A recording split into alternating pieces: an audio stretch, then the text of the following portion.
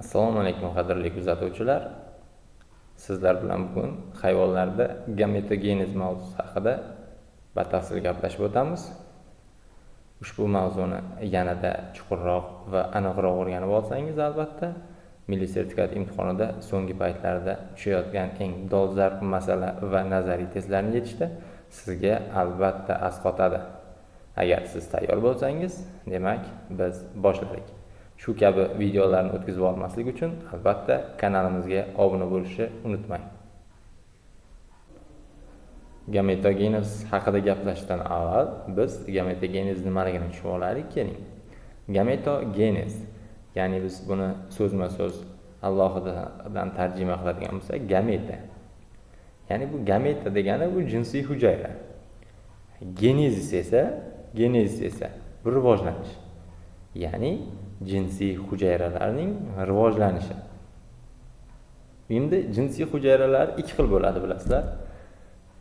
Erkaklik jinsiy hujayrasi bor va urg'ochilik jinsiy hujayrasi bor. Erkaklik jinsiy hujayrasining rivojlanishi bu spermatogenez, urg'ochilik jinsiy hujayraning rivojlanishi esa ovogenez deb ataladi. Ya'ni spermatogenez va ovogenez. Spermatogenez o'zining o'z nomi bilan demak urug'donda, ovogenez esa tuxumdonda amalga oshadi.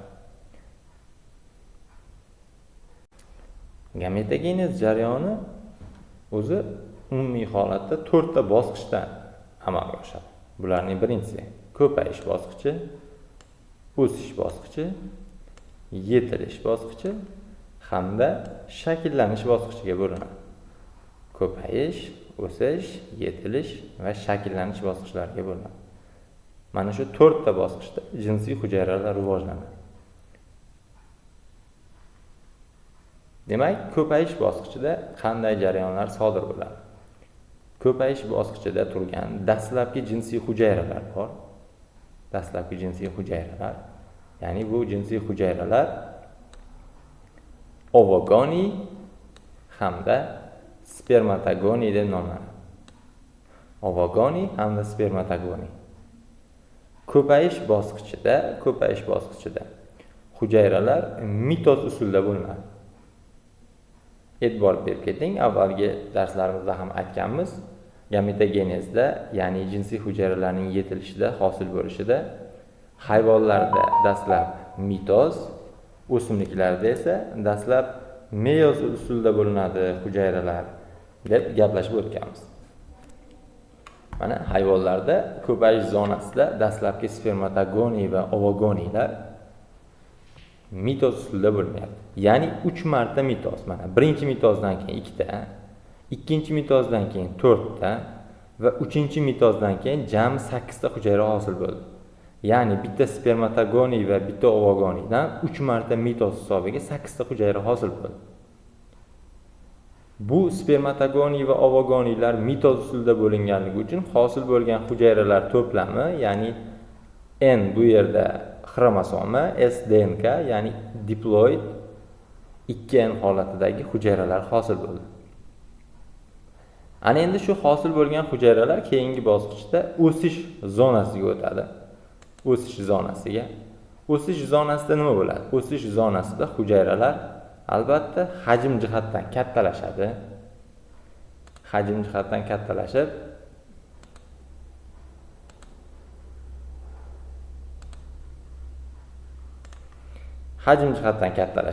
va DNK'si 2 hissa ortadi.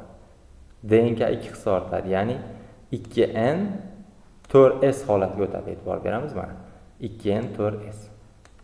Ana endi har bitta bosqichda ishtirok etadigan jinsiy hujayralarning nomlari ham o'zgarib boryapti. Shunga diqqat qilishimiz kerak. Mana ko'payish zonasidagi boshlang'ich hujayra bu spermatogoni bo'ldi. E'tibor bering, ovogoni. Ana endi o'sish zonasidagi hujayra. Birinchi tartib spermatotsit deyiladi. Birinchi tartib ovotsit. Ya'ni spermatotsit hamda ovotsit. Masalalarda bizga shu narsa kerak-da. Ya'ni spermatotsit, ovotsit tarkibidagi xromosoma soni, DNK soni degan bog'liq masalalar keladi. Mana shu masalalarni yechishda bizga albatta nomi va uni tarkibini, xromosoma DNK to'plamini yodlab olish juda ham muhim ahamiyatga ega bizga. Demak, o'sish zonasida qanday jarayon sodir bo'ladi? O'sish zonasida hujayra kattalashadi, oziq moddalarni to'playdi va uning DNKsi 2 hissa ortadi.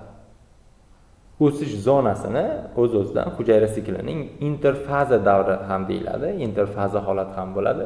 E'tibor bersangiz, ikkinchi to'g'risi holat interfazada sodir bo'ladi o'zi.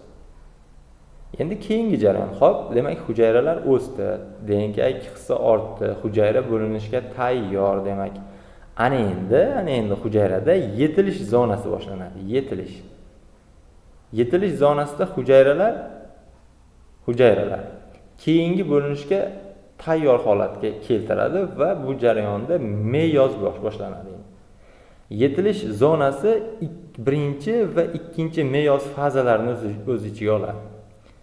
Ya'ni birinchi meyoz, ya'ni meyozning birinchi bosqichi profaza, metafaza 1, anafaza 1, telofaza 1 jarayonlari sodir bo'ladi va bu jarayonda mana hosil bo'lgan mana bu hujayra, e'tibor bering, mana birlamchi spermatotsit meyoz usulida bo'linib ikkita hujayra hosil qiladi, mana ikkita hujayra, ya'ni N2S.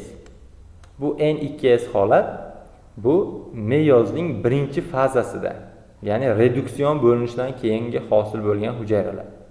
Bu hujayralarni demak ikkinchi tartib spermatotsit, ikkinchi tartib ovotsit va yo'naltiruvchi tanacha deyiladi mana. Bittasi demak keyingi bo'linishda davom etaveradi. E'tibor bering, mana sitoplazmasi nisbatan ko'proq qismi, oziq modda ko'proq to'planadigan qismi, ikkinchisi esa yo'naltiruvchi tanacha hisoblanadi. Bunda oziq moddalar juda ham kam to'planadi.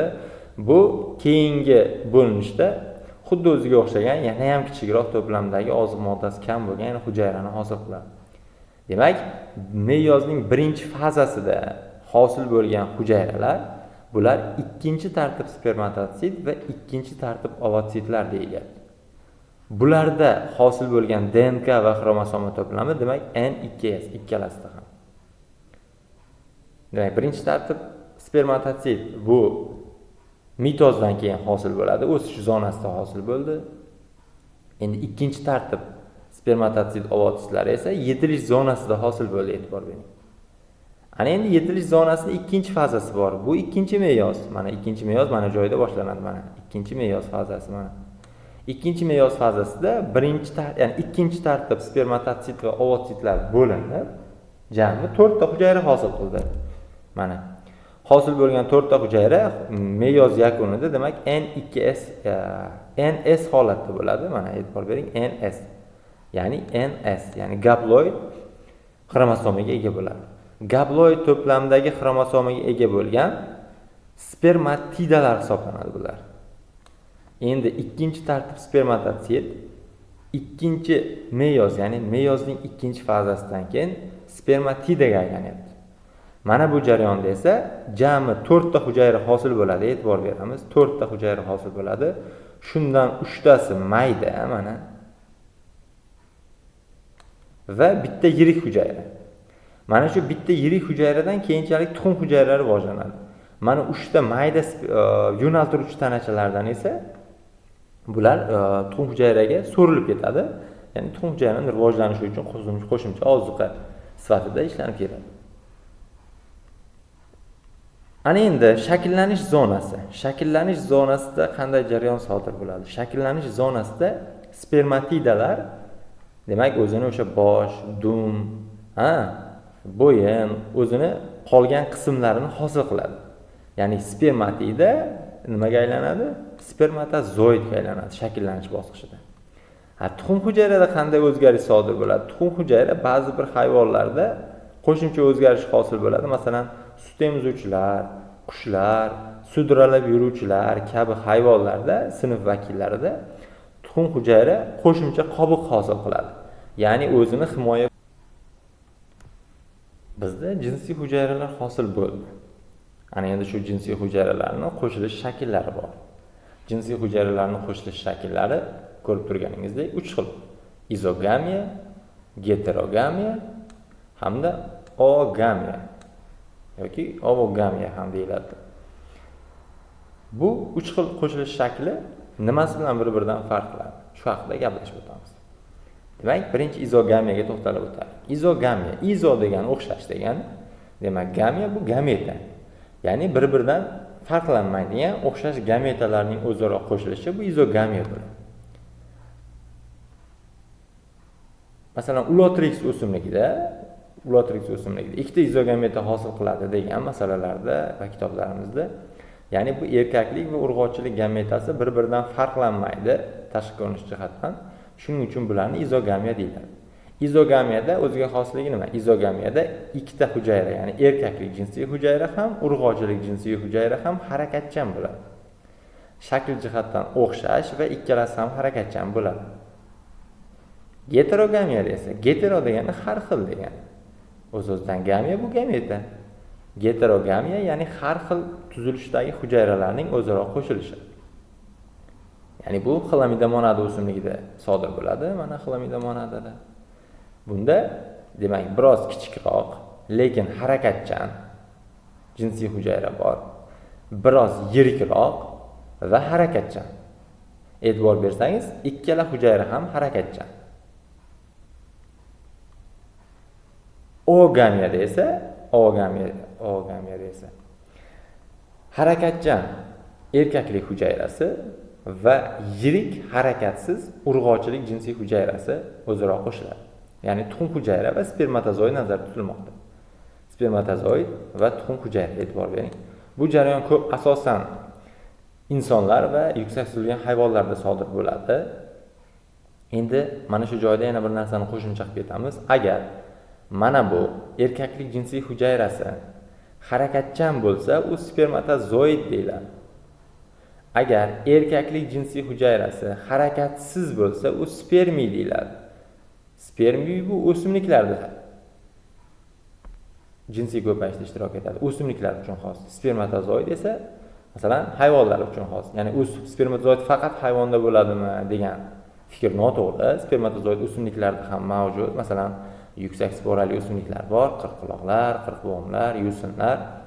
Ya'ni biz bu yerda spermatozoidni hayvon yoki o'simlikda mutlaq uchraydi. Ya'ni yo hayvonga yo o'simlikka tegishli degan fikrimiz noto'g'ri. Sababi bu ikkala dunyo vakillarida ham uchraydi. Ya'ni buni spermiy va spermatozoidga farqlanishi bu agar harakatchan bo'lsa, demak o'z-o'zidan spermatozoid, agar harakatsiz bo'lsa, ya'ni unda xivchillari bo'lmasa, bu spermiy deyiladi. Ya'ni bu narsa oogamiya usuli bu yuksak o'simliklarda va hayvonlar va insonlarda uchraydigan jinsiy hujayralarning qo'shilish shakllari hisoblanadi.